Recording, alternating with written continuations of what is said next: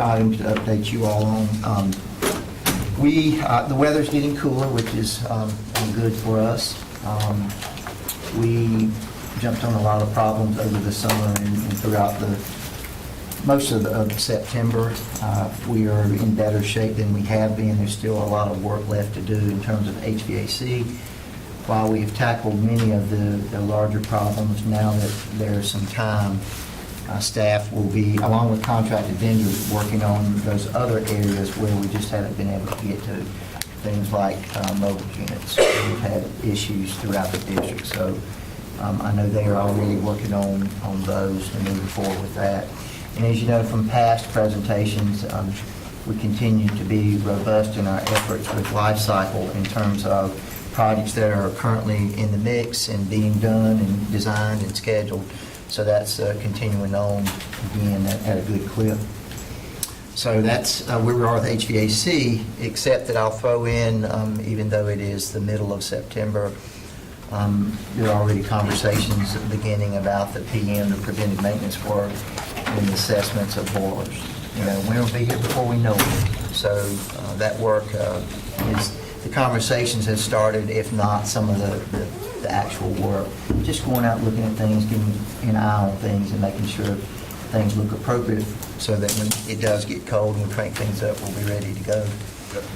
On the transportation side, we're about where we were last month. We have 587 drivers as of last week. That compares to 573 that we had in August when we began the traditional calendar. Our recruiting efforts remain robust. I shared with Dr. Taylor, I think last week, I think we have about 25 signed up for the next class that'll be taking place, I think, the end of this week. Okay. So the challenge is, although we get a lot of people in the class, it seems as if our success rate is not where it should or could be, but we are making progress. I think the word has gotten out about the compensation piece. We're also sharing information about the bonuses that are available. So we continue to push. I'll share that we need to continue to build capacity with our bus driver fleet, because with the new schools opening next year, we'll need that additional capacity. As I've shared before, we don't really have anybody in the bullpen right now when people call out. Although we have been doing well as of recent, our call-out rate is still about 10%, and that can depend on the day. If it's a Friday or a payday, there are things like that that affect those metrics. So those are all things that we continue to work on. One thing I think that we'd like to add for the updates is, and we mentioned this to Dave Burnett already, but just progress report on all the new builds. Okay. Simple, on time, percent completed, that's it. We'll have that for you at the next meeting. And just bi-monthly? And we may tailor it, maybe That's not fine. percent complete, but Well, that's maybe what Dave mentioned. Right, more structures completed, just a 50,000-foot view, because That's the 25% Yeah. doesn't mean much. Ms. Matt? I'm just thinking, once upon a time, FD&C had a dashboard that the public could access that would let folks know what's coming. It was, I see Marcella nodding, she remembers, I think you were here for a part of that, and it would show like kind of a progress monitoring of where we were. And it was just a bar in the timeline, but that was always helpful to reference as well. But I appreciate the update coming to here as well. Yeah. And we're doing some revamping of the FD&C website. It's in some areas a little dated. That's a kind way of putting it. All right. Okay. Thank you very much. Approval of the August minutes. I assume everyone read them, so do I have a motion to approval? So moved. Second. All in favor, aye? Aye. Opposed, nay? All right. Ms. Parker. Community access to use of school facilities. Good afternoon, board members and Superintendent Taylor. Today we're presenting a high-level overview of the district's community use programs and processes in response to questions we've received. They focus primarily on seeking an understanding of the who, what, when, where, why, and how of joint use agreements. But of course, community services, community use is a little wider than that. Our presentation team today includes our community services leadership, Linda Wilcox, who is a senior director, and also Jill Touchberry, a senior administrator. We also have real estate services director Margaret Sutter and senior administrator Nancy O'Connell with us today. These are our learning objectives for today. We're going to start with a brief overview of how we align with the strategic plan, and then review the enabling legislation that cleared the way for and encouraged community use of schools. We'll provide some background on the collaborative evolution of community use in Wake County and identify the community use alternatives employed by the district. We'll provide an overview of the program levels 1 and 2 that Community Services manages, as well as an overview of the levels 3 and 4 that Real Estate Services manage. We'll review the key elements of our joint use agreements and the parameters that are in every agreement, and then we'll talk about an overview of how we go through our agreement development process. And of course, we'll end with an opportunity for any questions you may have. Starting with our strategic plan alignment, we align with core beliefs and strategic priorities and aims of the 2024 strategic plan, most notably in reference to sufficient resources, well-maintained facilities, operational effectiveness, an inviting and safe environment, safety, accountability, fiscal responsibility, and sustainability. The key enabling North Carolina legislation is found in the Community Schools Act, which was first passed in 1977. It set forth a clear purpose in encouraging community involvement in public schools and greater community use in public schools. It also established state policy, as well as provided directives to the State Board of Education and all local boards to establish policies, guidelines, and programs to achieve the purposes of the Community Schools Act. As a result, board policy was developed and adopted to support and describe the community use of schools program that we have enacted that's contemplated by the legislation. The policies were first adopted in 1976. It allowed community use of up to 1 year. It was amended in 1987 to allow use beyond that 1 year. And then in 2000, it was amended again to enact recommendations of a year-long study by the Community Use of Facilities Committee, which standardized processes, procedures, contract templates county-wide. The current version was translated over to the new policies not long ago. So here are the milestones that affected that legislation. Again, board policy started in 1977 and has adapted over time to where we are today. The Facilities Use Summit in 1999-2000 really laid the groundwork for the joint use agreement as we know it. It was a gathering of a group of stakeholders that I'm told numbered close to 300. Linda Wilcox served on that committee, is the only person on the committee report that we have who's still in their respective positions. So we value her wealth of district experience and knowledge and just unmatched history and workings of community use. To highlight a few of these principles, the goals were to serve academic needs first, encourage reciprocal partnerships for community use of school facilities, effective stewardship of Wake County citizens' dollars, maximizing the efficiency of tax dollars, reducing a duplication of efforts for recreational space, and involving municipal and county participation in maintenance to deliver heightened standards that can support that increased level of use. Our community use program is broken into 4 levels. Levels 1 and 2 are managed by Community Services.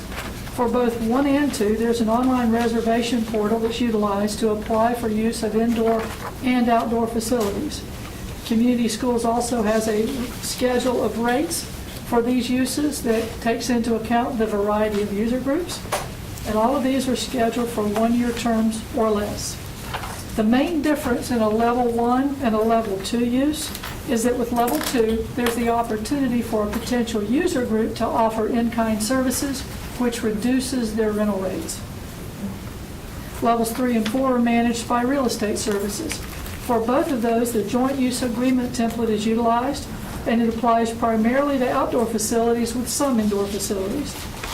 Our joint use agreements are for a 1-year term or more, and in-kind services for facility improvements or maintenance are provided by the user groups. Agreements are typically entered into with Wake County or municipalities, but we do have some differences between level 3 and 4. Level 3 can also be entered into with third-party user groups, and some examples would be our connections with the Miracle League, the Boys and Girls Club, and the YMCA of the Triangle. Community Services actually schedules the use for level 3 agreements and sets the fees pursuant to their standard schedules. Level 4 agreements are only with municipalities in Wake County. In those circumstances, the municipalities have the ability to set the fees for a third-party user group. Maintenance responsibilities are allocated, and maintenance is required at a much higher standard to support that increased use. Repair and replacement costs are also shared, and there are opportunities with level 3s and 4s to improve our programs above school standard to provide for increased recreational opportunities both for the school and the community. For a closer look at levels 1 and 2, this program serves students, families, and communities at the neighborhood level by facilitating a variety of programs designed for all age groups. They touch nearly every school in the district. Linda shared some metrics from last academic year in 2023-24. 186 of the 196 schools had community use of their facilities. That demand was driven by 2,640 reservations for space and equipment that were processed through the website, on the online portal, at the established rental rates. Community schools is an enterprise-funded operation, so those fees offset the impacts to our schools, and it offsets the cost of the operation of community services. For a closer look at levels 3 and 4, Real Estate Services currently manages 61 joint use agreements. We've shared with you a list of our current roster for your information. We've also developed a few hybrid shared use agreements known as non-exclusive shared use agreements. They're also listed on the roster, and we have 3 of those. We've established collaborative relationships with school administrations, third-party user groups, municipal parks and maintenance staff, county parks and maintenance staff, and of course districts, maintenance staff, and life cycle staff, all of which are critical to the success of these programs. We conduct quarterly compliance inspections on the shared spaces to identify safety, maintenance, and repair concerns, and we report those to those who are responsible for addressing those concerns and to the school administration. We meet quarterly with our municipal contacts to review and discuss outstanding issues on all of the schools that have joint use in their area, to be sure that we're clear on responsibility and can talk about how those issues will be addressed in their scheduling. We also collect annual certificates of insurance from each municipality to be sure that we have the liability coverage per our agreements. And of course, we regularly field and facilitate resolution of situations that come up between those meetings. Nancy O'Connell has a background in maintenance and operations, and also with us. We have Adam Perry, our joint use administrator, who physically conducts all of those inspections. And between the 2 of those, they're very good at working with school administrations and being sort of a liaison between our maintenance staff and town staff to be sure that we have clarity and can address these situations as quickly as possible. For a visual depiction, this gives you an idea of the distribution of the affected school sites that are subject to joint use agreements. Each red circle represents a site that's subject to one of the 61 joint use agreements. Each blue oval is one of the school sites that's subject to a non-exclusive shared use agreement. If you see multiple circles in the same place, it's just that multiple schools lie within that area. There's one ring for each school. You may have a question about why we have open spaces. In the northwest, that's the watershed is sort of associated with Falls Lake. The northeast is the watershed associated with the Little River Reservoir.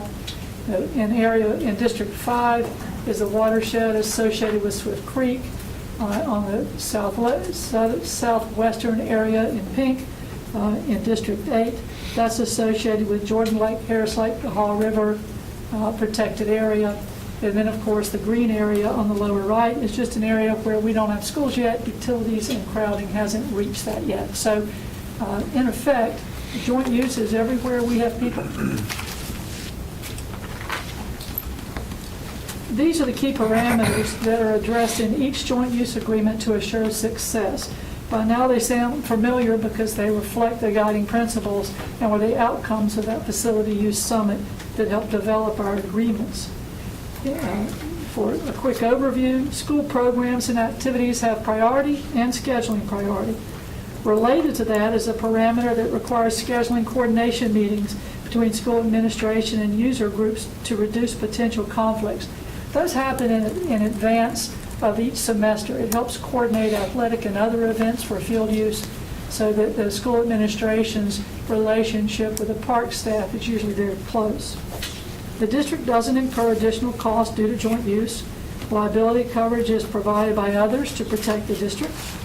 Maintenance standards are set, as are the allocations of responsibility for cost sharing between the parties. And there are needs for foreseeable adjustments that are considered with provisions that provide for flexible adjustments. Those might be for equipment removal or relocation, major renovations, tolling, or termination. And lastly, in the event differences arise that can't be resolved through our typical processes, there are provisions that support appointment of an oversight committee if necessary. To my knowledge, that's never happened since these agreements were put in place.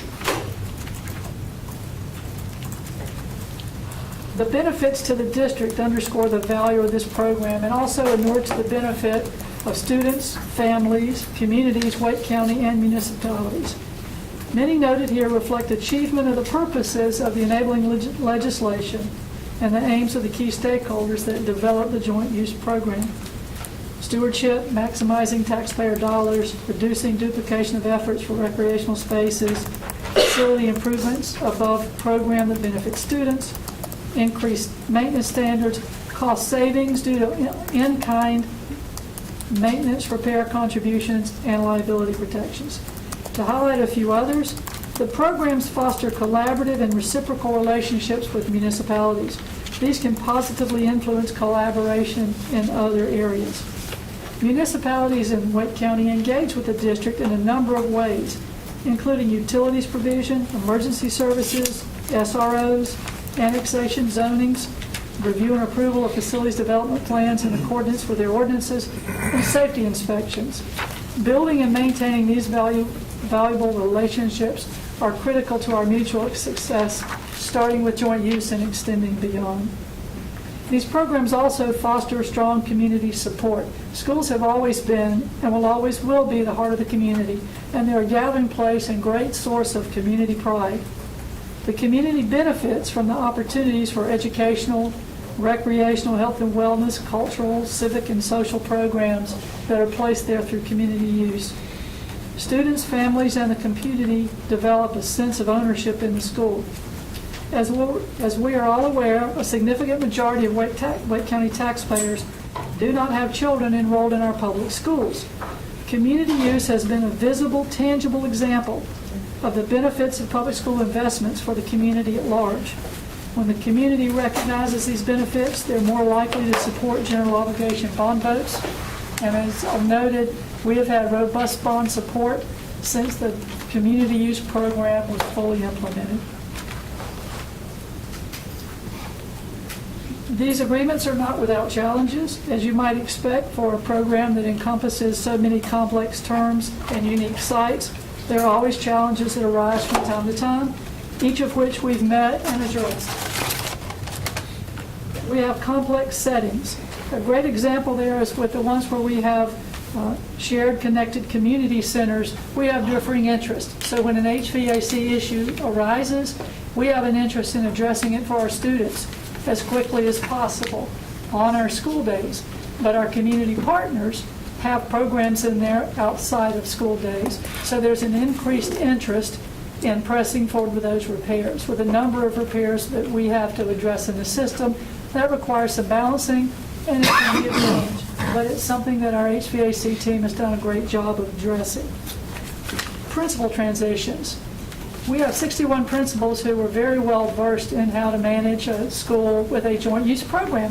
But as our principals change, our real estate services team will meet with that principal to help initiate them into the process, help them understand it, help them make the right connections. So there's a challenge to that because it's a bit complicated to overcome. But again, we have a procedure in place to help address that and set expectations. Budget timing on capital repairs. When we do life cycle major repairs and replacements, and a great example are tennis courts, we are a bit more nimble in our funding availability and are able to move ahead and schedule those faster than some municipalities can react. Where there are shared costs, we need to work with our municipalities in advance to help forecast when those life cycle repairs will come, to give them time to budget and be prepared to pay their share. The flip side is on occasion we have paid for those and then awaited reimbursement on their budget schedule a few years down the road. So it's one of those that varies by site. The benefit of these quarterly inspections is to help them think in that direction so that over time those challenges will be diminished. Improvements above standards. Because some of our arrangements provide us with a wealth of facilities other schools don't have, there can be the perception of inequity. Great example is Heritage. We have an awful lot of extra fuel spaces because of the way that program was structured at creation. Not all schools have advantages for that many. On an interior alternative, we have some community use where a church group may have come in and really improved the speaker systems in an auditorium that they allow the school to use. Not all schools have those advantages, but those are some of the unique qualities that we have and benefit from through community use. Variations in responsiveness. Staff and budget challenges impact everybody attached to joint use, every town, every entity. So when we have compliance report issues, obviously a high priority are given to safety issues, but beyond that, each schedules as quickly as they can, and there are variations in that. Again, the more we can do to forecast those needs and help urge timing that manages expectations, the better we get at that. With county transitions, the county was our first and largest stakeholder when they developed school parks, mostly in county jurisdictions. But as the municipalities have grown to encompass those areas, they're now within the city. There's a move to transition some of those school parks from county use to town use. We've had mixed results. Some go smoothly and work well. The others don't fit what the towns have in mind. Some of those occasions, we'll work closely with them to try to forecast that and be sure that we set it up for success, but we do have some withdrawals from time to time. Some of the reasons for that is you may have a town that's just created their own park with multiple fields, so taking on the expense of managing a single field at a single school doesn't make economic or operational sense for their programming. Sometimes we've had use that's so overwhelming by the school that there's just not enough use left to warrant a town continuing. So in those circumstances where we have a town withdrawal, it shifts those responsibilities back to the board. Obviously, we do everything we can to maintain those levels of participation, but there are challenges that we encounter. We have told some joint use agreements during major renovations, which allows us to stop use during the period of construction and then restart it. Where the plan post-renovation fits the town's needs, those work very well. It allows us to maintain that community asset that the students and families and community in the area are very used to being able to access. When that happens, we'll engage in developing clarifying agreements that makes very clear what the period of tolling is, whether they're going to contribute to any above program improvements or not, and what their use looks like on the backside if it changes from the initial format. We've also terminated some joint use where those spaces are needed to support a major renovation. Great example there is West Millbrook. We needed the ball field area in order to renovate because the program had become so much larger in recent years and it required the land. In those, we work with the town to see if there is a desire to simply toll it and then use our facilities after we open. In that circumstance, it wasn't something Raleigh was interested in. A similar situation in a different municipality could have had a different result. but in those, we end up terminating those agreements. So all the responsibilities for those management maintenances come back to the district. Neuse River Middle is another similar example in that situation. Boundary clarity. Sometimes when we have school parks with town or county property adjacent to the school, there are areas where the public can come during the day and areas where they cannot. Those boundaries aren't always clear on the ground, so inevitably we'll have a member of the community who wanders across with their dog or their Frisbee with their toddler, and it just requires the school administration to keep an eye out for awareness. The remedy to that is signage and education. The more people are told, the more they're aware, and our town partners are very good about working with us and erecting signage in a way that makes that clear and plain and makes it, and delivers a clear understanding of the available hours. There are some design considerations for adding community use on existing schools. Older schools are not always set up for community use. The newer ones, we try to take that into account in design, particularly in schematic design, and some of the features that support community use are already embodied in the learning environment guidelines. So we have some challenges where we want to set a new joint use where there hasn't been one before, easier to do if we design from the start. Some of the typical challenges are the parking may not be the areas desired for share. There may not be ADA available access. There may not be lighting that makes the public feel safe going there. So it's a little bit more of a challenge. We do have flexible language in our joint use so that anytime a municipality wants to make alterations or improvements to existing campus, it requires board approval and goes through FD&C's FACMOD procedure to be sure that we're all on the same page and that those improvements are going to accomplish the goals without being a detriment to the campus. One of the other challenges we run into has to do with contracts, bids, accounting, and billing.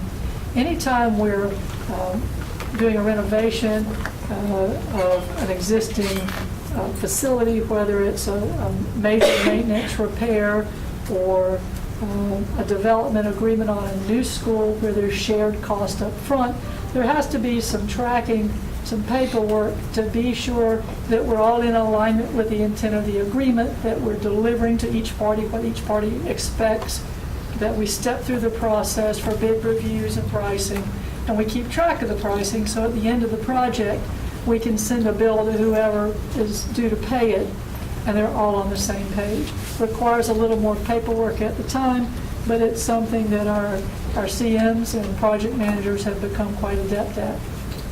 Real quick, are you headed out? I am. Do you want to put your question on the table first? Oh. So I want to get, Ms. Matthews got to go, so this would be a question that. I just had one question, and Ms. Parker, this is in your area with the JUA. When we have a municipality that's redesigning a park that's near a school, do we have conversations with them? I'm thinking of a municipality in my area where there's so many mobile units on the school site, maybe there could be some joint use. How do we, do we usually approach or do we wait for municipalities to approach us? That's a great question. Usually if they are making changes to a school park or the properties are adjacent, we're in communication with them. If it's something that's nearby but isn't adjacent, we don't have a mechanism to learn about it unless they reach out and communicate with us. And we try to keep those channels open. Our joint use administrator, Adam Perry, is talking to somebody every day with these municipalities. He rotates around those quarterly inspections, so we have those communications to where we can look into that. Yeah. That's a great question. I'm not aware that we I'll have forward had you that the school opportunity. name because I don't want to make promises I can't deliver on. But We'll be glad to look into yeah. it. Okay, thank you. We'll be glad to look into it. Thank you. Off to Carpool. All right. So as to the finance and accounting pieces, while it's an inconvenience at the time, the value of those outcomes well outweighs the value of the additional upfront time, particularly on development agreements for new construction. We are able to benefit from being able to permit, schedule, and build more cost effectively. We get to avoid the situation where we build something and a developer comes behind us and tears it up at a time that it affects our operations. Instead of fighting over who goes second, so the other developer bears the whole weight of the extension of utilities, it's a way to fairly assess and divide those so that we can control our schedule and we can manage and benefit from shared cost instead of bearing the entire weight. All in all, these challenges are more minor operational challenges that we go through with unique circumstances. Again, compared to the community benefits, fairly minor. As I mentioned, one of the areas we were asked to address was around development of joint use agreements. Here's the process on a future new school project. It begins early in the land acquisition process. Once a target is identified, we work closely with municipalities to identify what their public needs are, whether it's a park or a fire station or an EMS station, community centers. We learn what they're looking for because we're all looking for vacant land.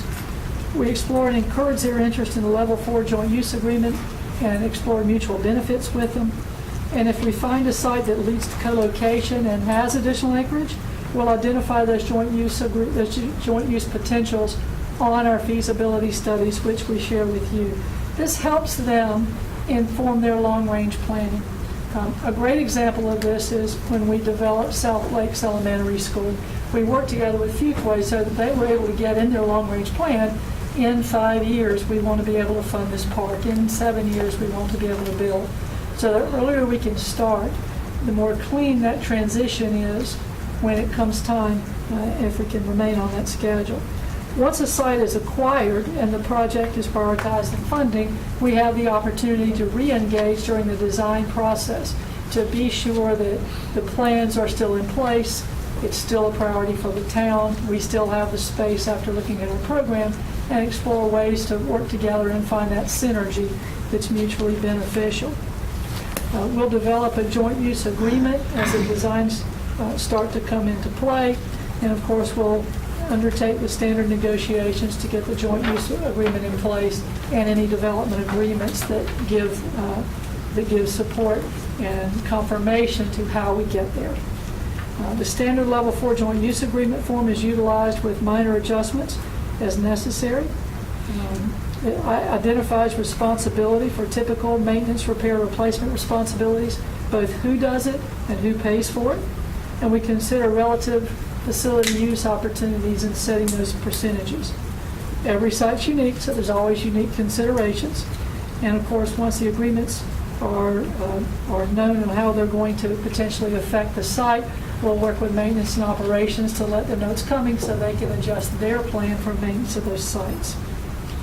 For joint use agreements on existing sites, it starts out with identifying the town's interest and discussing a joint use agreement.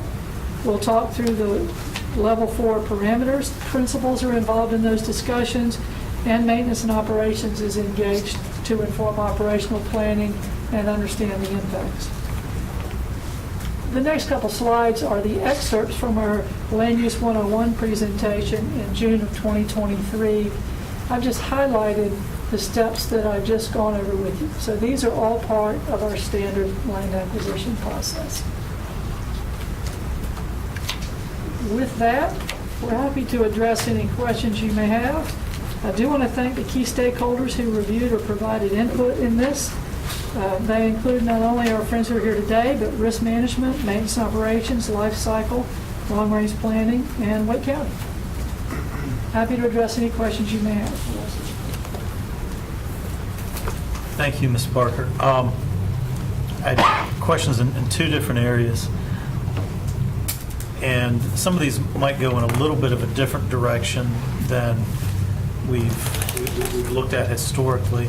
But when we talk about the joint use agreements, typically, like in the scenario you outlined, we have a site, we've assessed the needs, and we can identify this as maybe a good prospect for a joint use agreement if facilities are needed that may not fit on a school site, or we have the capacity for facilities that could benefit a local municipality. But I'm wondering about a different situation where we have existing school sites where maybe there's a community need for recreational facilities in the area. There's no available land for a public park, and we have facilities that might be in need of repairs or renovation, but we don't necessarily have the capital funds for it. Have we explored situations like that for potential joint use, renovating an existing site or creating a new agreement for a facility that already exists? Of course. We have. The most recent one we worked through was with the town of Cary at Penny Road Elementary. We'd had a joint use agreement with Apex, and over time, it didn't meet their needs and may have been an undue strain on their budget. I think the biggest part of it was that the town of Cary was growing all around Penny Road, so it was the Apex site that wasn't really an Apex. It went without an agreement for a short period of time, and then the town of Cary came in and made a significant investment, renovated the fields, the shelter, the decks around the pond, really beautified it and brought it back up to standards. Typically, those sorts of interests are driven by the towns, and we've entertained those. We have not had any brought to our attention from the district side that indicated that there's an interest in pursuing that. We're always open to look to expand the joint use program. We're happy to help. Great, thank you. Second question. I was looking at the difference between community use as it goes through community use area versus real estate. And on the community use side, I saw a line item on one of the slides about in-kind services. And I was curious, thinking about more formal joint use agreements with the municipalities, whether or not we've ever been offered or approached, or if we've ever inquired about joint use agreements where we share some physical facilities. Like I think of the city of Raleigh, where we have community centers that physically connect to some of our elementary schools that may be year-round schools. Have we ever looked not just at like maintenance and repair shared costs, but any type of agreement where, as an in-kind service, a local government might provide before care or after care, or potentially track-out programs that would be administered by the municipality, but could benefit our students? There are a number of our joint use agreements where those are provided. I can't speak to track out, but I believe that there are some with before and after school care. Community use works a lot with YMCA and schedules a number of those through community use. They just schedule them year to year. City of Raleigh as well provides a number of those facilities. So those are available. Where we have joint use in those community centers, the towns have the freedom to provide that. So it's a matter of whether the town envisions that service is needed, desirable, works with their programs. But there are a number that already do that. Okay, wonderful, thank you. I think my question is very similar to Monica's. Yep. So I have great concern about what we are charging the partners that are working directly with our students, such as the Boys and Girls Club, such as the Y, because we benefit from that partnership, right? These are our kids. It's very different than the level 1 and 2 where a church might be using the facility. And quite honestly, I think it's very different than parks, because the Y and the Boys and Girls Club, that's a direct service to our K-12 children that are enrolled in Wake County Public Schools. And so it may not be a discussion for today, but at some point, I really want us to take a hard look at what we're charging those folks, because like the Boys and Girls Club, those kids paid, what, $7 a year? I mean, it's not exactly a for-profit, entity. Betty, I can address that. Okay. No, that's great. So we will be going through that process this year and bringing back to the board this spring information.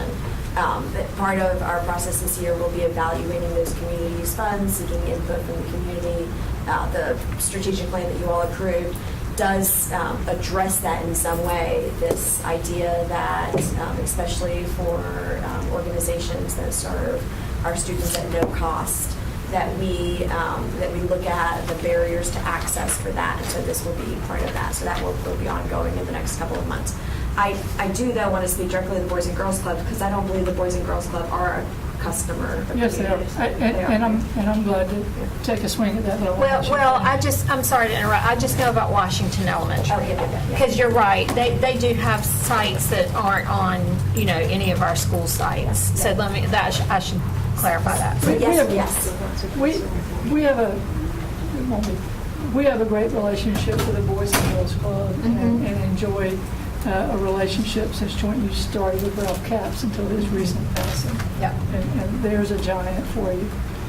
We continue to work with them. A number of years ago, this issue was brought up, and we went through a procedure to really reduce as far as we possibly could any cost. So they're involved, they're enjoying a fairly low cost, still a cost, but a very low cost, because this same issue came up, and we all recognize it. The barrier we run into is with community use. There is an expectation that the use doesn't cost the board anything. So we've reduced it down to the very minimum costs for the Boys and Girls Club in recognition of that very thing.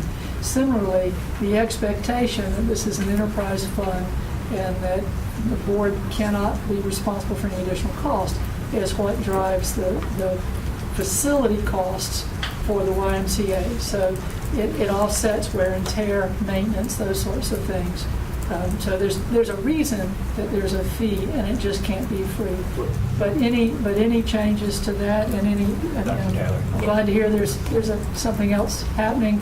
I suspect Lynn and I'll be glad to be involved in that and learn more about it and help provide our perspectives. So, Mrs. Park, I appreciate you sharing that information. So, for clarity's sake, you're saying that the YMCA using the facility does pay less of a cost than some other person that wanted to use it that's, a different entity, if you will.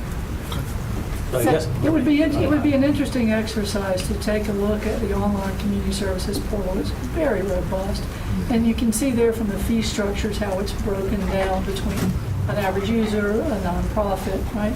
So there are breaks that take into account the type and nature and function of the user groups, and there are benefits applied to that. And so the only other question I would ask is, when it does come to the fee structures, maybe anybody can answer this, how often have those been adjusted for inflationary reasons or whatever the case may be? We're smiling because there's one answer, not. Okay. What was that? I couldn't hear the. Not. I was asking how often have the rates been adjusted and Okay. changed to meet inflationary? Well, I was going to ask why for the Boys and Girls Club or the why do we charge them at all? Because we can't allow use of the property at board expense. So to have to provide equipment, electric, maintenance, a custodian to open and Is that a close. board policy? Yes.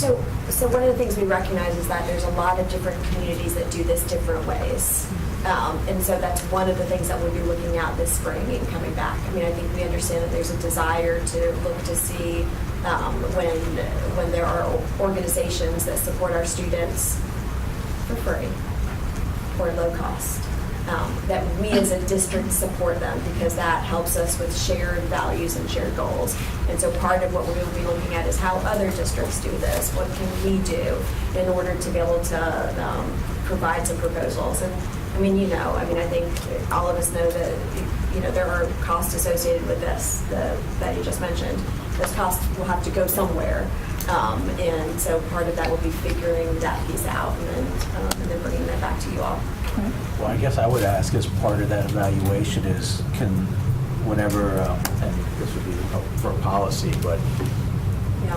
what policies that we have create a roadblock? Yeah. If we want to get to zero. Yeah. And I would just urge caution that a simple change could have a global effect, so we want to be That's why we sure wanna- yeah. we understand Sure. all the places that would impact. Sure.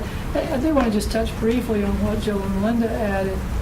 The fees haven't changed, which means they have not gone up for inflation. It's not that we haven't reduced anybody else's fees. They've remained static and are probably lower than they should be. I think Linda and Jill run an incredibly tight ship for an enterprise fund to be able to do what they do. I frankly am glad I don't work for them because it's really hard work. It's really hard work. So I missed that. Share on that, Dr. Ray. Thanks. Certainly, I believe that to be true, because you're saying so. But it is not inexpensive for an entity like the Boys and Girls Club in particular. So I don't know if it's the same rate they had in 1982, for example, as, not. you know what I mean? But like, it is not inexpensive. We've heard that from lots of different customers who run in that space. It is not. We dropped theirs dramatically down to where it's not much more than a custodian to open and close. It is a very low dollar amount. I'll be glad, I don't have that prepared today. I'll be glad to get the specifics, but we had a board that was open and sympathetic to that probably 7 or 8 years ago and made a major change in their structure, worked through it with them and provided the minimum we felt like we could do in comport with board policy, which they considered and appreciated and accepted. Ms. Coughlin. So I've kind of been quiet because I actually got Lisa Luton's ear, and she donated some of her time to explain all this because it did come up. And one of the things that you raised while we were talking that I wanted to kind of add to what Ms. Edmonds was saying is the expenses that we have to incur. So when we have them, we have to pay for insurance, you have to have a staff member there, you have to have janitors, lights, all of that. So if we were to actually donate that time that they are using it, it actually costs us money. But we can do the both and perhaps have community outreach where we can have a donation. And I don't know how this would work, but if we had something where we could collect donations to some, like a joint use with Boys and Girls Clubs and such like that, so that it wouldn't cost them any money, but it doesn't cost us any money either. We could use the donations. And perhaps you could talk about the funds, because I know we did talk about where the funds come and where they go, in reference to if we did get some community partnership to help aid with that. Sure. What has happened with Boys and Girls Club specifically is they have shared the change in rate structure and the remaining funding that's necessary, and they have handled their own fundraising efforts to provide that. We have not engaged with third parties on their behalf, but the organizations have targeted that as a need, and I think it's helped them offset it so that the funds they've raised for operations are not impacted when they are able to raise funds to help offset those costs. As far as the second part of that question on cost and where they go, that's probably a question for one of you ladies. I'm not going to answer that question. You want me to answer the question? So the community use funds goes into two main buckets. Part of it goes to the operating expense to manage the department, and then the other piece goes back to the schools. So the purpose of it is to help maintain the facilities. Just as an example, a church uses the one of our schools on Sunday. I think we were actually at, what is it, Austin Ridge Middle, which we know a church uses every Sunday. And if y'all sat in some of those chairs were a little creaky, right? That's not from all student use, that's from a church having a packed congregation there on a Sunday. So the money that the schools accrue go back to help offset the wear and tear on their building. Schools, are really creative, especially in a time in which funding for projects like that can be scarce, and how they use that money. And one of the pieces that we'll bring back is information on how that benefits the school's communities. Thank you again. So going to that kind of example with a church or other organization that uses it on a regular basis. So So are those a yearly lease, a yearly agreement? And is that something, the fee for that, would that be factoring in the use, the wear and tear that may incur during the previous year? I mean, how do you guys figure that? So our churches are generally annual agreements, and they are, for the most part, at the nonprofit meeting rate. And a portion of their rental goes into categories that supplement the cost to use the buildings. But would that be renegotiated if, let's say, it turns out that there was a lot higher use and a lot higher wear and tear or whatever? No, the only wear and tear part would be if there was damage to the building due to the renter's use, then the renter is assessed a damage cost that they have to pay directly. And John, I want to share something that you share often with me. Our churches are some of our best customers. And while it's not always reflected in the rate that they pay, they're very generous to our school communities. And many of them, as Jill puts it, do whatever it is the school asks and needs them to do. Mulch on the grounds, replacement of AV equipment, et cetera, because they consider it part of their own family. And so, Backpack buddies. Yep. Tutoring. Backpack buddies. And so, Tutor volunteers. I think they are one of our large stakeholders, and when we go through this process, they will be part of that conversation. But in figuring out how we can, all mutually benefit our students and our kids. And I just want to underscore that it was the intention of community use from the start. It engages the community. It's not just something they can use. It's something where they're coming in and tutoring our students and serving backpack buddies and just taking that pride of ownership and support. And the larger ones are truly community partners, and they are stakeholders, and they will choose somebody that is not a good steward. One last piece that I'd like to add, I'm not sure why I didn't put this in the body of the presentation. From a security standpoint, community use puts eyes on our facilities. If it's in steady use over the weekend by a church, then if anybody's looking to vandalize that school or come on site to do harm for some reason, there's eyes on that campus. If you've got a youth soccer program out there every weekend, there's eyes on that campus. And the municipalities value their opportunity to use our sites greatly. So it gives us a second set of eyes, and I think really helps protect and preserve the facilities that we do have.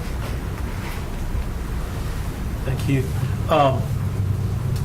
One thing I want to come back to, and this is more directed to the board members, is that we did hear a lot of questions about before care and after care, and also track out.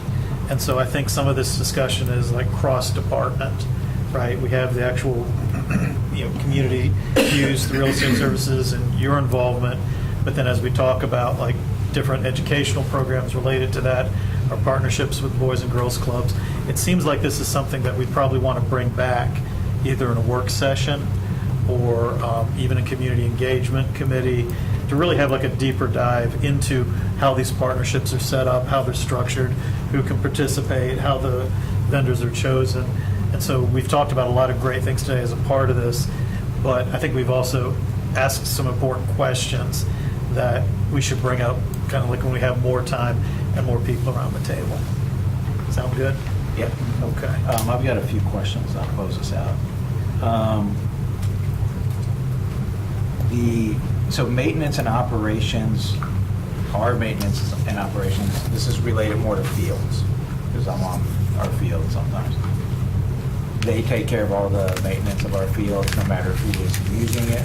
So for instance, Pop Warner or I-9 Sports uses our fields, and is it then our maintenance team that repairs fields? There's a split. Okay. With level 4 joint use, the municipalities or Wake County primarily take over all of the grounds maintenance. The landscaping standards and maintenance standards we have are higher than district standards because it has to withstand that additional use. So for the vast majority of the level 4 and level 3 joint use agreements, our maintenance is not doing any landscaping maintenance.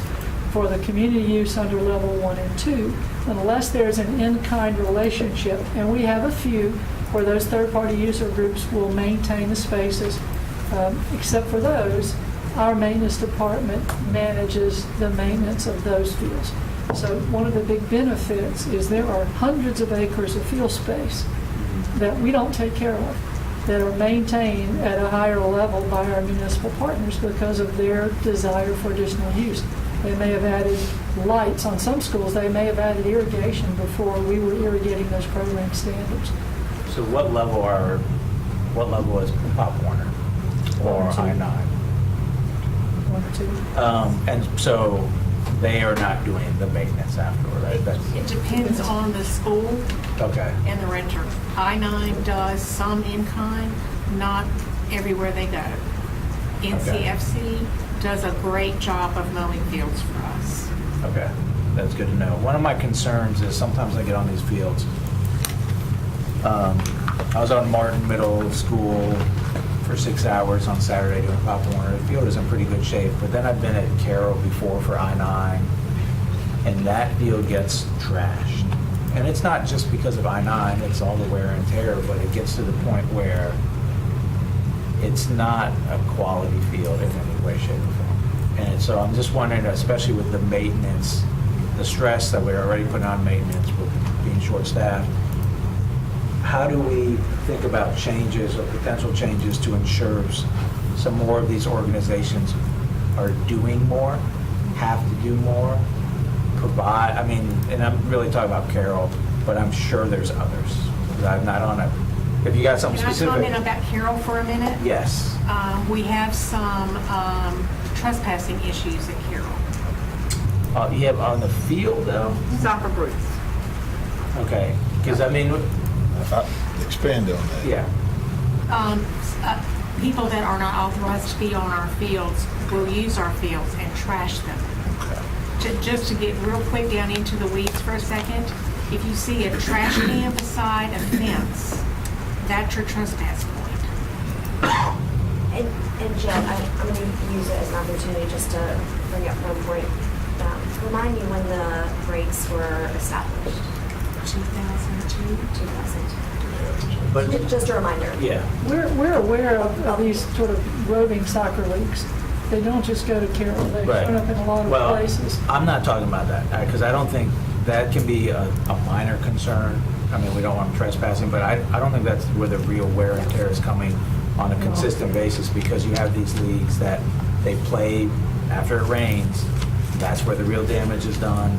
And I love, we do I-9, so they're great. But I do think about, as a school board member and not a volunteer I-9 coach, the real impact on our fields for some of these groups. And, you know, if they're playing whenever they can because they can't reschedule and there's limited space. So I'm just wondering how we think about that going forward.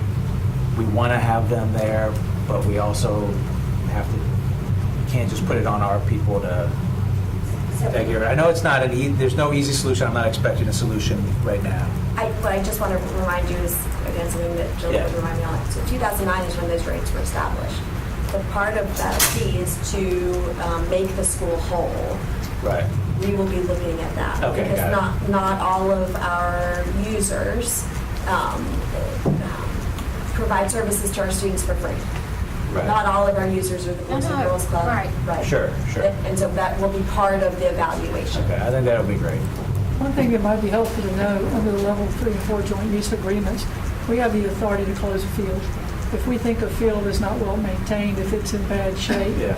if it needs to be closed, to be reseeded and strawed, resodded, let it drain, Yeah. we've done that. Well, and I'm sure the families who bring their kids to these events at our fields would prefer nicer fields anyway, so it's not a clash with the community. I think we got to get moving on everything else, but the last thing is, you mentioned that you meet with principals on a rotate in. Do we ever expand that to include assistant principals, since they could become principals at some time and start to get their, maybe we already do that, so I just No, want to. of course, what we find in a lot of schools is there is a facilities AP. Got A it, lot of okay. principals will have an AP, or depending on the level, an athletic director, Yeah. they want to be their primary contact. So when Adam and Nancy go to meet with the principals, they'll invite the principal, the AD, the facilities AD, anybody you want us to talk to. Got it. The advantage where you have a facilities AP or an athletic director is they can help the principal understand, or regardless of principal, they understand and will continue to manage it on the principal's behalf. But no, we don't strictly talk to one person. We talk to anybody that these agreements and their management will touch a concern, so that we can educate them and help manage expectations. Well, this was great. It's a lot, so we may ask, if we have follow-ups after this, because sometimes I don't think of all the questions in the moment.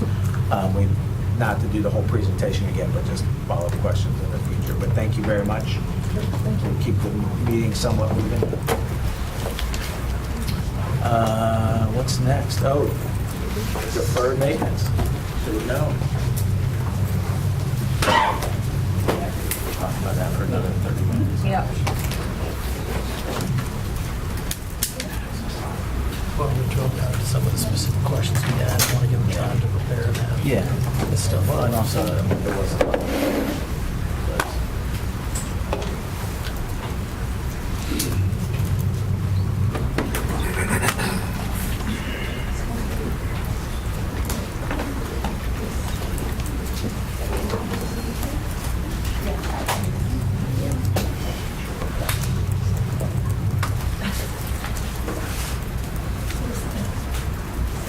Okay, by 2:45, we want to go into close, so we're at 45 minutes. Depends on the questions. If we have to bring you back, I'm sure we can do that. I think it will be good. Thank you all for the opportunity this afternoon to come and present this agenda item. Tony Champion's here, our Director of Life Cycle Facility Assessments, and of course Dave Burnett, our Assistant Superintendent for FD&C. Some months ago, you all asked us for a presentation about deferred maintenance. And we rolled life cycle deferred maintenance and facility assessments into all of that. So we wanted to share with you today some interesting, timely, appropriate information that Tony and his group have tracked for a long, long time. And we've gone through it and put together a presentation that we hope will be both informative and useful to you all as we move forward. As we go through the presentation, Tony and I will tag team some of this. We'll talk about some of the definitions that we typically use on a daily basis. We'll go over some of the major categories of things that they typically look at. Also talk about the process, how we put together all of this information, how it's compiled, and how we get to that end product, which I'm sure many of you may have already looked at the presentation. We'll also talk about, interestingly enough, there are exceptions to things that we don't look at. Again, mostly what we look at are major components of buildings. And there are some things that we just don't look at, or that may be shared or taken care of from other departments. We'll talk through the database of the major categories that Tony's group typically tracks, and then we'll open it up for some questions.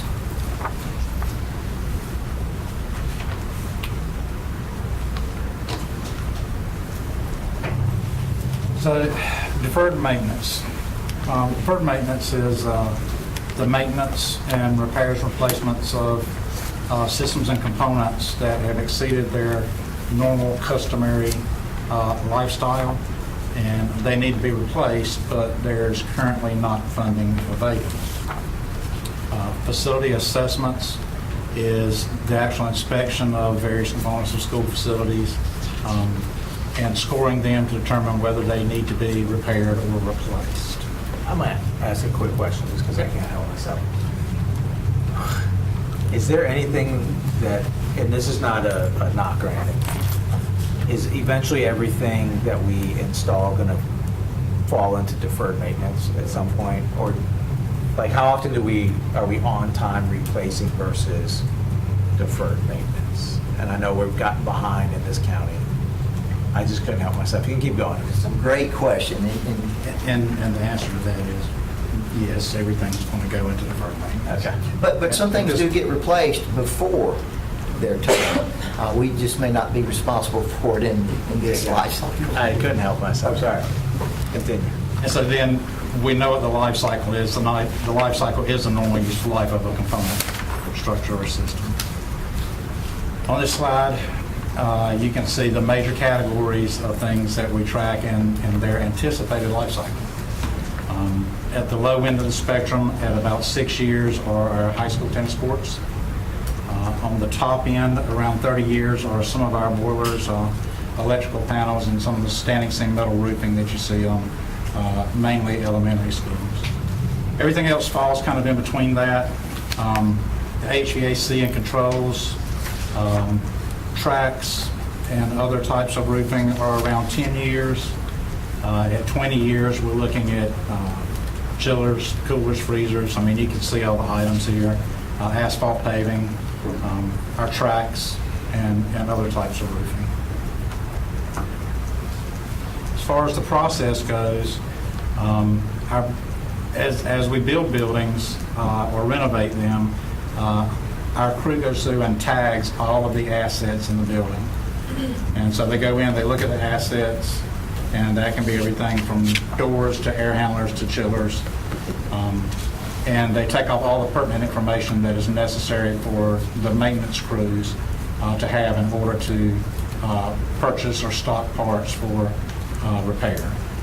All that information is then entered into the Maximo system that Maintenance and Operations uses for generation of work orders. And that data for individual systems is actually placed into a piece of software produced by Brightly that we use for capital forecasting. And so that helps us look at how long before we need to replace something and what the anticipated cost is going to be. It has inflation included in that. So as we go through the years, those prices continue to increase, and we can try to make an accurate budget. Some of the things that we don't include in a life cycle. Ceilings and flooring, such as terrazzo and pori tile. Not that we don't replace them, but that's not something that we track to replace on a schedule. If there are some issues where that needs to be replaced when we're already on site doing something else, a lot of times we will pick that up as well. Auditorium sound systems, stage sound systems, exterior lighting, specialty lighting on stages such as the spots and those kinds of things we don't track. Equipment such as kilns and ice machines and scoreboards. And then there's a lot of other things that we don't track too, like for instance doors and door hardware and those kinds of things. Thank you. The exterior lighting, I'm not, the auditorium, stage, kilns, even, ice machine, I understand that, but exterior lighting, So if, why is that excluded? 'Cause to that- clarify, that's site, like Yeah. site lighting. I'm sorry? That's like site lighting. A lot of our site lighting on schools is actually owned by the utility companies, not by the school system. What does that mean? We lease it. We lease it. Okay, You said site lighting? Yes, Parking lot Parking lot lights. lights. really? Thank you, okay. Okay. Because the question would be that if there's an issue with parking lot lights and they need to be replaced, the utility company, they have a process for it. We recently had that at a high school a few weeks ago, and the utility company came out and made the repairs. Okay, so we're taking care of it for safety reasons, it's just not coming out of our, Correct.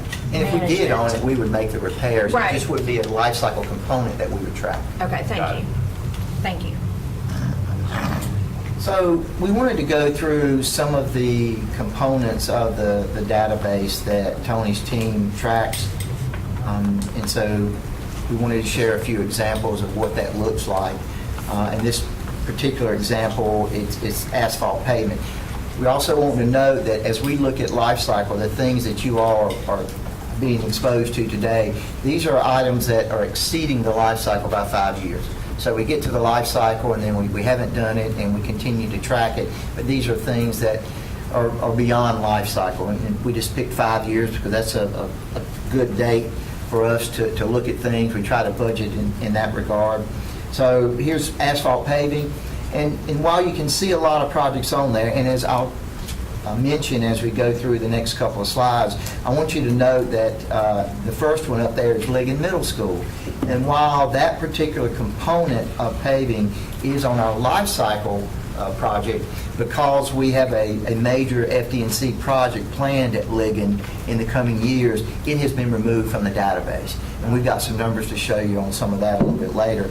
But these are just a variety of schools that are on the list right now. You can see Cary High School again, although that parking is a substantial number and it is on the list, we pulled it out of the database because it is something that we will address when we get there with the project. Moving on to roofing systems, again, here are some roofs that we had tracked for a number of years. We have the columns of estimated cost, contingency, and then obviously the total.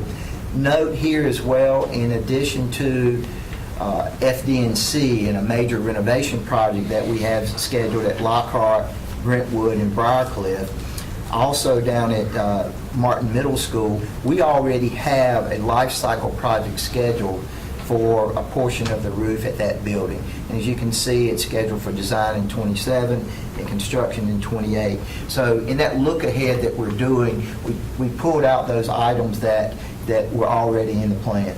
Yeah, and to speak a little bit more to roofs, roofs are one of the critical systems that we consider. That's something that can close a school or displace students from classrooms. And so the way we handle roofs is we typically watch the roofs through the extent of their warranty. So that anything that happens during the warranty phase is handled by maintenance and operations, regional maintenance, and their project manager takes care of handling warranty repairs. Once it starts approaching the end of its warranty, that's when we start looking at it as a life cycle project, so that when it's actually going to cost the school something to replace the roof, then we start looking at going in and doing a replacement or a fluid applied roof coating system. Can you, I'm going to hang on and out with you, can you just take Millbrook Elementary School NB H1245 and explain that? Okay, so all of our roofs are broken up into sectors is the way we track them. And so that H1, 2, 4, and 5, those are the sectors that are coming due for replacement. And so that's what that roof is. Dr. Similar question with Southeast Raleigh High School. It was only a $5,000 cost. So that was just one. Yeah, there's just one sector, one small sector that's coming due for replacement. Got Ms. Caulfield. I'm actually backing up a page. I didn't know there were questions. Oh, well, I just was, That's okay. Yeah, I was that's just fine. curious, why are we not calculating for floors and ceilings? life cycle, the slide before this. Yeah. So, go ahead, Tom. If you think about ceilings, we have many ceilings like this, and when there are roof leaks or things are damaged or lights are rearranged, we just typically take care of those with M&O. So it's really not something that we really look at. With flooring, what happens many times is if things do wear out, we may go and replace them on an as-needed basis, but it's probably more likely that as we get to an addition or renovation project at that school, then that's when we might would take care of some of that flooring issue. And then we have floors such as terrazzo flooring that may get cracks in them, but they last a long time. So for instance, since we're not tracking those, that's kind of an inaccurate statement. We do track them, but we don't track them as to create a life cycle project. Okay. Typically, regional maintenance takes care of small failures and small things because they fall within a dollar value that can be taken care of with a job order contract. Anything that goes above that dollar value typically will come to life cycle. For instance, Heritage Middle School cafeteria flooring, that's actually one of our projects that we're getting ready to do right now. There's a lot of tile that's failing around the edges of all the tile. It came from the floor being flooded. And so that's actually a life cycle project that we are going to do. That's just not something we typically track and try to schedule on a regular basis. Not one of the larger major components of a facility. Okay. So I think what would be good is if we can describe to the board and probably everybody else, the kinds of things that are done by some of the program versus the things that we're talking about here. So the example would be if we look at auditorium sound systems, that might be something that's done through maintenance and operations. This might be done through something else. There's a component in the CIP for educational equipment, and lots of times they'll handle that out of that dollar amount. Kilns are another item, ice machines. Either they're handled by the school or either out of that academic money. I think what was popping into my head when I saw that was really more safety issue. Like, you know, we spoke about Wake Forest Elementary School and their gymnasium ceiling. Right. So that's more, not so much tiles, but more something like that. So would that go more into like a repair? Yes, like repair, more renovation? maintenance and operations, correct. Okay, that makes sense. Okay, and we purposefully put this in there just to show you all that there are lots of things that the district takes care of in schools, and these are sanitary lift stations, and I don't think that needs a lot of further explanation. But again, I do want to note that at Fuquay-Varina Elementary School, we have the opportunity there. That school is on our list of schools that need some work. So with the opportunity for that project to swing into another school, we're doing a print project there, and we have removed that. And then further down the list at Athens Drive and Cary High School, you can see that the pump stations, lift stations for those schools have been removed as well. So as we get to the end of the discussion part and presentation part about what we have, these are the major categories of components that Life Cycle typically tracks. They are in no particular order, although I see that the HVAC system distribution is the largest of that. Please keep in mind that isn't just boilers and chillers. As Tony sort of alluded to earlier, there are many, many components of running the heat and air at a school that are required to make that happen. Things like controls. We have a relatively robust system to replace controls. We have some really old controls in the district, but as Tony's group goes in and looks at replacement projects, they'll look at the entirety of that system. Valves, actuators, fans, chillers, boilers, control systems. So we're looking at a lot of different things when we go in to make upgrades. There are schools where we may only have to do a chiller replacement, but I think it's important to note that we look at all components of the systems. And as we go down the list, you can see the major components of things that we look at.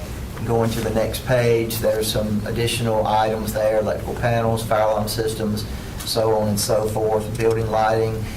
For some time now, as we go in and replace lights in schools, we're going with LED as we upgrade systems and components. Conveying equipment, elevators, lifts, things like that move people up and down. I think it's also interesting to note, just last week, as we had a discussion internally about tracks, but maybe more so tennis courts, we are looking at evaluating how we construct those. And so we're looking at some different options that are in current use right now at higher ed facilities. It may cost a little bit more, but the end product and the longevity of it is something that is attractive to us. So that's something that we're looking at. Pavement. We have a lot of pavement that needs to be replaced in the district. I can think of one facility that I'm not sure has ever been repaved, and that's Rock Quarry Road. And there's been a lot of patching going on out there, but I don't know that we've ever gone out there and actually redone everything that needs to be done. However, as we look at that facility, and we'll soon have a contract in place to do an assessment out there, that is something that we will certainly look at. We mentioned sanitary lift stations, and then there are all different kinds of roofing products, as Tony mentioned. We look at those and categorize them, and so we break them down into the different categories. Continuing on with roofing, exterior sealants, painting, things like that. I want to focus your attention on the numbers that we came up with. So that deferred maintenance that is pending funding that is out there, for those items that are at their life cycle plus 5 years, this is the number that we've got in our database. I think it's also worthwhile to note that the database of information that we have, it's updated, it's based off of typical construction costs. It may be RS means, I'm not sure. But we also incorporate inflation into those numbers.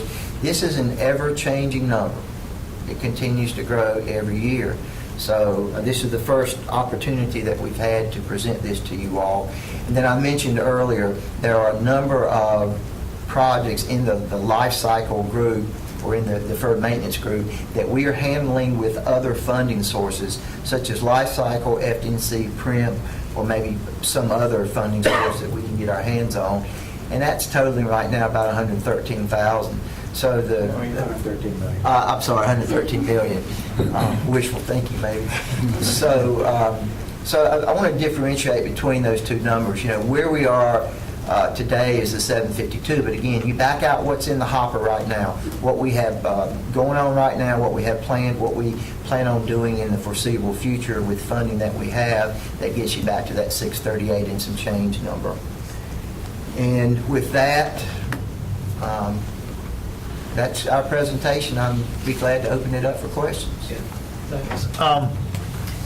Just a couple weeks ago, we presented on, or we heard a presentation on HVAC systems, and the number that I've taken down from that was about $140 million in deferred maintenance. But if we flip back, you got a lot of other additional things, individual costs for boilers and chillers that I'm guessing aren't broken out of that 140, but are in addition to that 140.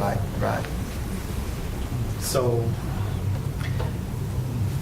it's a lot. It's even a greater need than we had talked about at the last meetings. Yeah, we talked about just one component of it at the last meeting. We wanted to give you all today a comprehensive look at everything that we track, those major components. So just to try to put it into some context, if you look at that 630,000 some for deferred maintenance, 630 million, sorry. Can't tell my K's from my M's. And then you add in the life cycle project, skip to 752 million. That's about 3/4 of our last whole bond that we issued and was approved. So, you know, if we had another school bond of the same size that we did on the last one, it would take 75% of it just to address the deferred maintenance needs. Is that right? And I think it's fair to say, many of us have been in other districts, so I think it's fair to say that at any given point in time, there will be deferred maintenance. So let's make sure we share that. I think where we are is, you know, we've gotten to the point where it's gotten to be such a large number.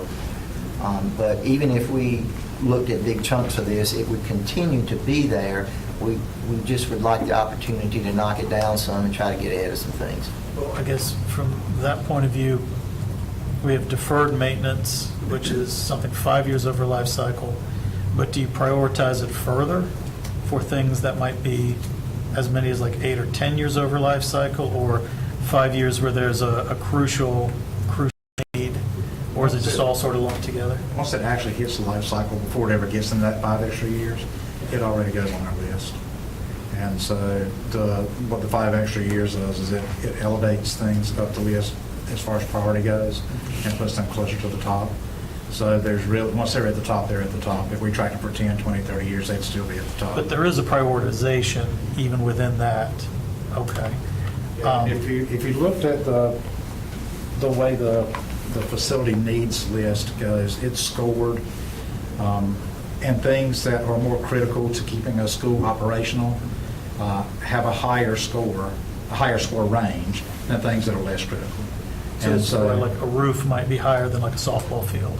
Yeah, so even though, well, let's say a softball field, for example, even though a softball field may be in terrible shape compared to other softball fields, a failing HVAC system is always going to score higher, or a failing roof will always score higher.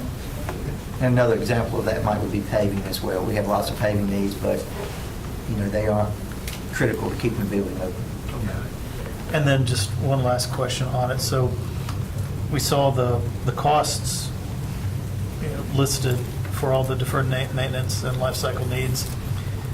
But let's say that we had a big infusion of cash, say there was a bond that was just for renovation, repair, and addressing life cycle needs. There's so many projects there. How much of that work could we realistically do within a year to 2 years, or would that be something that would need to be spread out over many years? And then would we need additional staff here, like we talked about, project managers to oversee that work?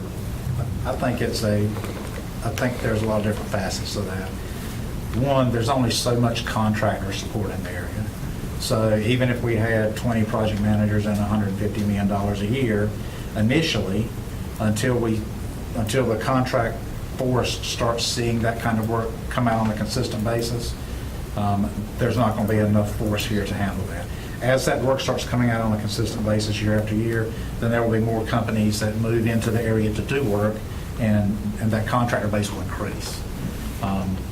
Second thing is we need the workforce here to manage those projects, which we talked about at the last facilities committee meeting. You have to get those people in place. You have to get them trained and up to speed, so that when that funding comes in, we're able to actually make progress with funding.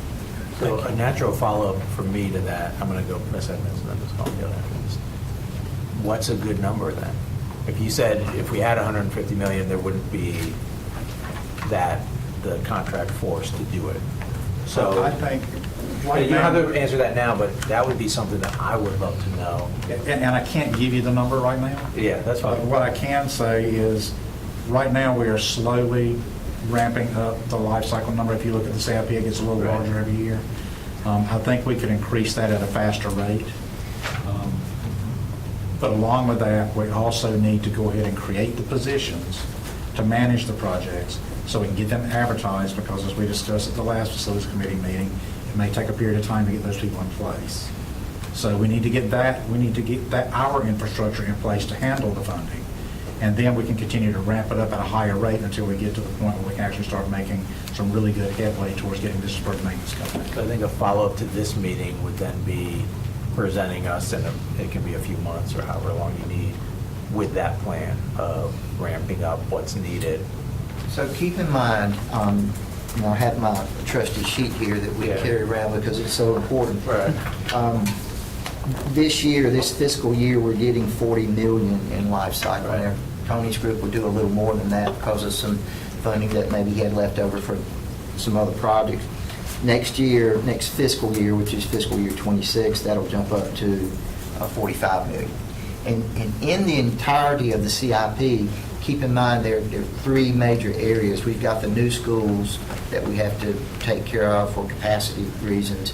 We've got the addition and renovations, kind of the middle part of the plan, where we go to schools where we need to tear buildings down or do extensive renovations.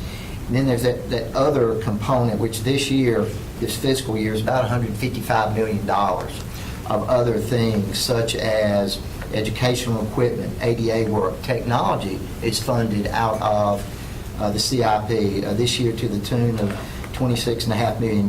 We've got some other technology money, temporary classrooms, land, program contingency. So within that big entirety of the funding for CIP, if we wanted to ramp it up, we'd have to make some choices and decisions about where we got that money from. Because if you look through the CIP and where it's going in the next few years, although the county has been more than gracious with us in adjusting those numbers upward as they could, we can't always count on that. Yeah. So it would be a value choice about what we make. I was thinking more in the context of Chair Haggerty mentioning the bond. We'd go for that too. Yeah. Ms. Edmonds, then Ms. Caulfield. So I couldn't remember if we had advocated for a statewide school construction bond in our legislative agenda, and we didn't. We asked for additional flexibility and, where's the wording? Options for supplemental revenue for capital fund, et cetera. And I understand the complexities of how Wake County looks compared to other counties across the state, other districts across the state. and what we, what we're able to do with our community and our county commissioners, I get all that. But I still think it would be a benefit to us, not just to this school district, to put a dent of any kind in that number, but also to make a statement to, the entire statewide, local community that this matters. We are way past due for a statewide school construction bond, and I hope that we'll consider that for our next legislative agenda. Mr. Hershey, can I make a comment? Just so, working with the North Carolina School Boards Association, it's already working on next year's legislative agenda. And I was kind of shocked and surprised that this issue didn't make it on their agenda either, particularly based on the needs of those rural school districts and the lack of capital they get from their counties. And so we talked about several different variations of it, and I was kind of shocked and stunned to get pushback from the rural districts. And even with the condition that maybe bond funding was prioritized for those smaller counties, those tier 1 and tier 2 counties, there was still this really incredible pushback that I didn't understand. And, I think there's a lot of benefits to what you're saying, but I think we'll have to do some sort of organizing or public education around it, because even in the areas that would benefit the most from it, they seem to be reluctant to embrace it. I find that fascinating. Yeah. Okay. So if I could interject there, Chair Haggard, I do believe that there will be, is an appetite to support a state bond. I just think it has to be a part of a discussion that people are aware of what the issues are across the state. What I can tell you is that 2 years ago, one of the things I was responsible for managing was about $500 million in facility needs grants. And so we probably had 100, maybe 15 projects or so that submitted grants. That total was $2.7 billion. And so that's just a scratch on the surface of what's really needed. And so I do believe that there would be an appetite in all 100 counties and 115 school districts to say, this is something that we need to address as a state.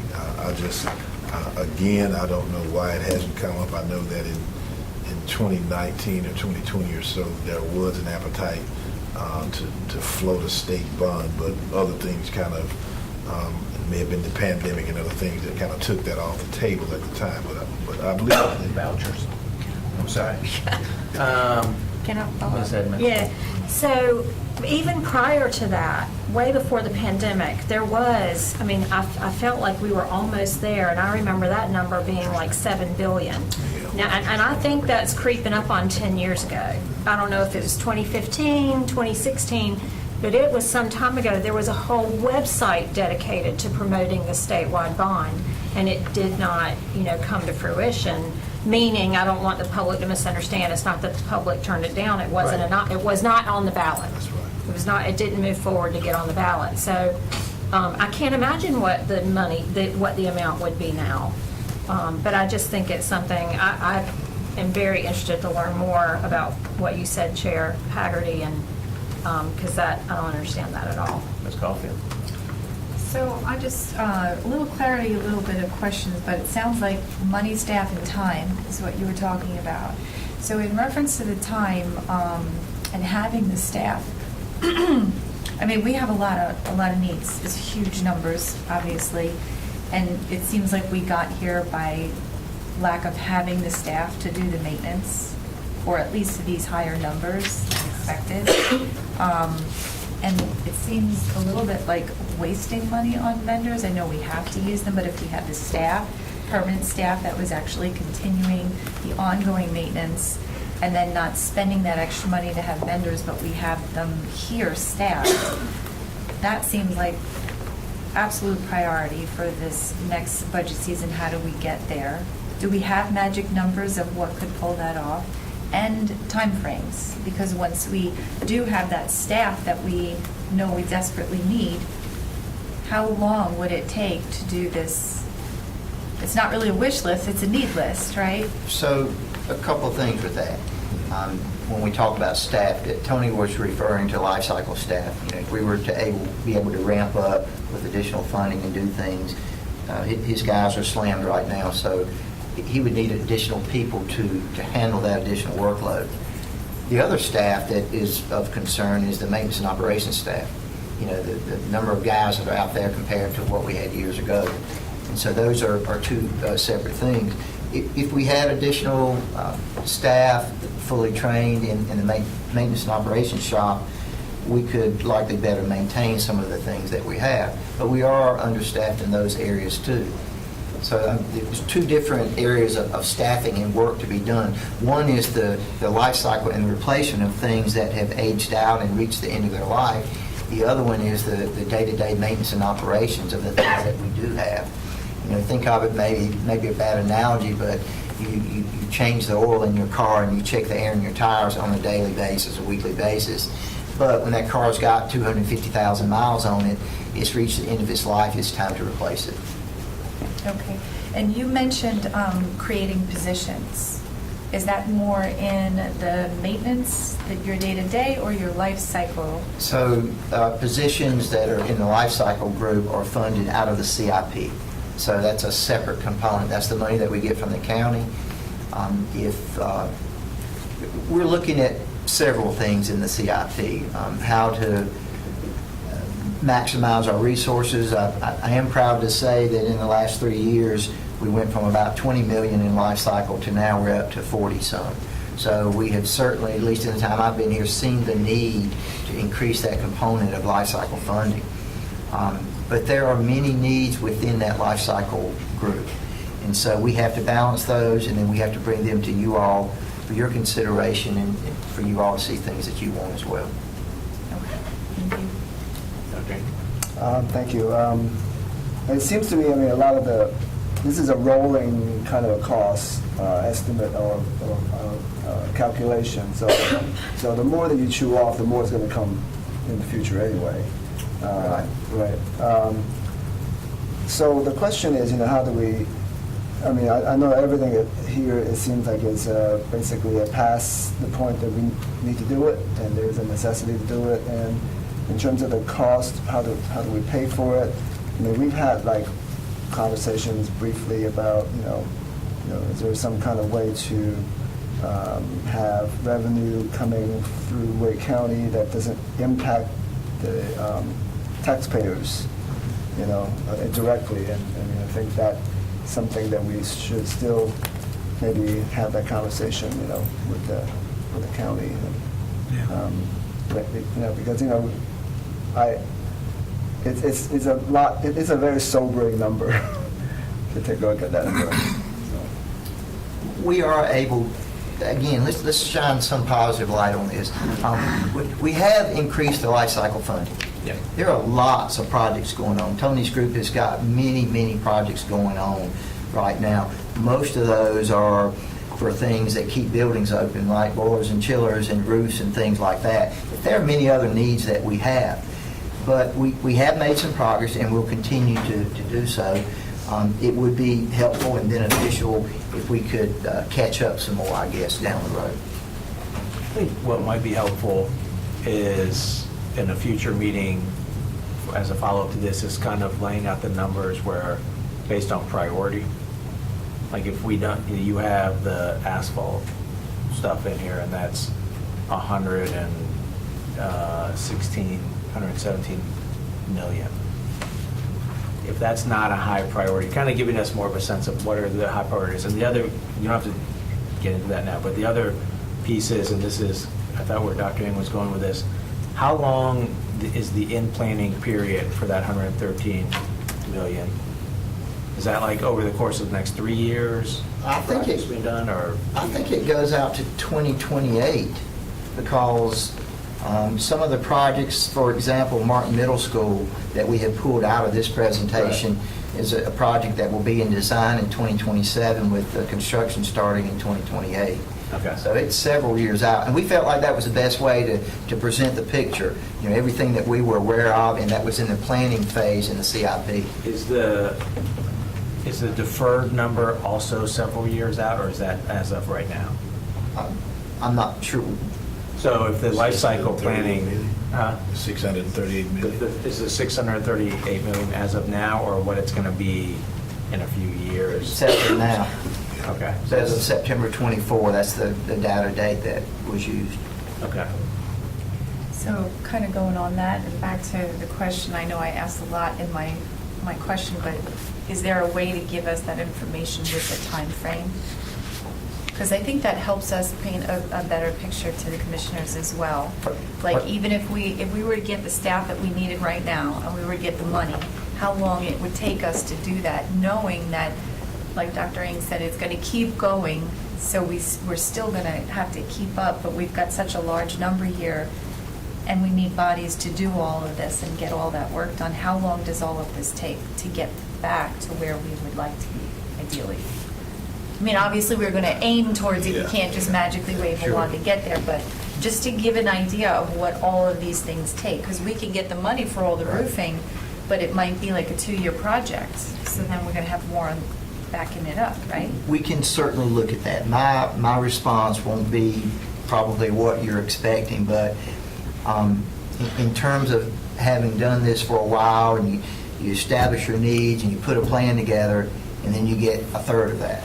So what would be great would be to find out what that number could be and let us work towards what we could do with a number. Because if we say we need 638 and we plan for that and we don't get it, then we've got to recalculate and rethink what we do. If we knew for certainty we were going to get 200, we could put together a defined plan with good timelines because we knew what was in front of us. We can do it either way, but just having seen this and done it for a while, it's really good to know what you're working with. It's almost like going on a trip and you know how much money you've got. Makes sense. And so what I'll say is that, this is not a unique situation. Some of it is similar, some of it is different.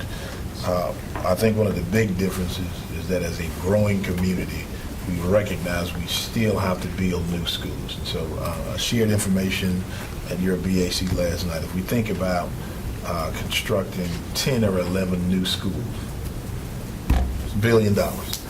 And so if we think about, as you said, a bond that we might get, a lot of effort has had to go towards building new schools. And so this just reflects what we know are the maintenance, deferred maintenance needs that have to be addressed now or addressed at some point. One of the things we haven't talked about is how preventative maintenance also helps these numbers be something that can be extended. So there are HVAC systems, chiller systems that have gone beyond their life cycle. Good preventative maintenance allows you to extend that. But the real question is, when we think about new construction and when we think about deferred maintenance needs, how do those two things come together? And so the question for the board, the question for administration is, when we ask for money and we get bond money, how much do we put towards new construction and how much do we put towards dealing with the deferred maintenance? And when we can make that number, then we will be able to have contractors, staff, or whomever that can come in and address those deferred maintenance needs. But the biggest difference is that we have had to put that money towards new construction. And so other communities that don't have the growth like we do, they have deferred maintenance needs, and they have only a finite amount that they can put towards it, and they won't address it as quickly, but they don't also have the issue of building new schools as well. And so that is what I think is unique to it. And this is, I know before you'd arrived here, but we had, in the last bond package, I think 1 or 2 more elementary school planned in our high growth areas that we had to pull from the package to put more funds for renovation projects because the renovation needs were just so great.